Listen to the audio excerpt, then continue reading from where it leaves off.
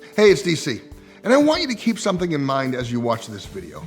See, regardless of what's going on in the world right now, heart disease is still the #1 killer in the world today. It kills more people than cancer and often goes undetected for years. And when it comes to your health, most people don't think too much of anything they can't see or feel. For example, you can't see a buildup of plaque in your arteries every day like you can that extra weight piling up on your hips and thighs, which is why so many people ignore their heart health until they're either warned by their doctor or they unfortunately suffer from a heart attack or stroke. Some unfortunate souls aren't lucky enough to get a second chance. What's really sad about all this is that these same people often joke about their heart health or the clogging of their arteries as they consume junk food. And most of the time, in between bites, they mutter something along the lines of, "I want to enjoy my life." If that sounds like you or someone you know, I have news for you. You can't enjoy life when you're no longer alive. And while I do understand where they're coming from, that way of thinking is dangerous, not to mention completely inaccurate. Sure, eating fried foods and scarfing down donuts can be fun, but is it really worth your life? Not to me. In fact, I can think of hundreds of things more enjoyable that actually improve your life and promote a healthy, active lifestyle. Not only that, but they make you feel better too. I don't know about you, but anytime I've overdone it on sweets or something really unhealthy, I don't feel so well afterwards. And then there's the long-term ramifications. Wouldn't you rather feel good in the future and stay healthy as you get older? I know I would. One thing that often does get people to finally take their heart health seriously is when they get a stern warning from their doctor. Usually this happens after some sort of diagnostic test or blood work. Now, I mentioned fried foods and donuts as examples of artery clogging foods due to their trans fats and inflammation causing vegetable oils often used to make them. But these aren't the only ones. What about the foods we think are healthy? Things like whole grains. Well, according to a study published in the Archives of Internal Medicine, test subjects who ate the highest amount of carbohydrates had the greatest risk of heart disease. See, we've had it all wrong for some time now.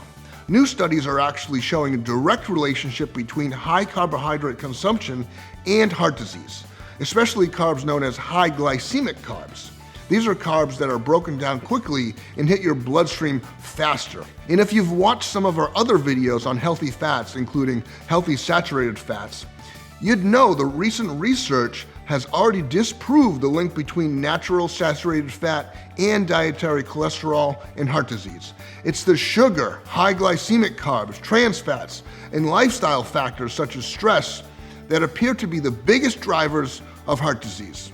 And high carbohydrate consumption, even from one meal, can have an immediate and dramatic effect on your heart health. Other studies looking at the function of the cells of the arterial walls before and after eating a meal consisting of high glycemic carbs show much more arterial stress in those given a high glycemic meal. Interesting, right? I mean, these studies show that it's not the saturated fat and cholesterol that we've been told to avoid that's caused the damage to our arteries, but the grains and sugar we've been told are part of a complete breakfast. Researchers from Harvard have also noted that quickly digested carbs, in other words, high glycemic carbs, are associated with an increased risk of heart disease. Now, just so you know, one of the worst carbs you can eat in terms of blood sugar and glycemic load is anything made from wheat. That goes for the healthy whole wheat too. In fact, studies show that whole wheat has a higher impact on blood sugar than even pure table sugar due to something called amylopectin A in wheat-containing foods. Not only that, but eating whole grains can also elevate inflammation in the body and spike something known as CRP, or C-reactive protein, an indicator of overall inflammation in your body. And the higher your CRP, the greater your risk for developing heart disease. Eating a diet filled with healthy protein, clean veggies and spices, teas, red wine, and other antioxidant-rich foods while keeping your high glycemic carbohydrate levels low will result in a rather low CRP. And when it comes to dangerous meat consumption, it's not so dangerous after all. Unfortunately, meat gets a bad rap in the media, even by some of the so-called health experts who should know better. They've been trying to place the blame on red meat for decades, and it's just not true. And just to be clear, I'm not talking about processed meats here. Those are terrible for you and are loaded with tons of chemicals and additives. There's a difference between processed meats like bologna and hot dogs and unprocessed meats like grass-fed beef. For example, one Harvard study of more than 1.2 million people showed that each 1.8 ounce daily serving of processed meat was associated with a 42% higher risk of developing heart disease. But when it came to unprocessed red meat, there was no increase in risk at all. And one of the reasons why healthy grass-fed meat is so healthy is due to its higher content of CLA. CLA is a special type of fat that has been shown to help people lose weight. The bottom line is that even the so-called healthy whole grains we've been told are so good for us have actually been shown to increase our risk of heart disease. They clog up and harden our arteries and trigger body-wide inflammation. But it's not all bad news. See, there are still plenty of healthy and delicious foods you can eat that help reverse the damaging effects of high glycemic carbs. Flush out your arteries, lower your blood pressure, balance your blood sugar, improve your brain health, regulate your digestion, and help you lose weight.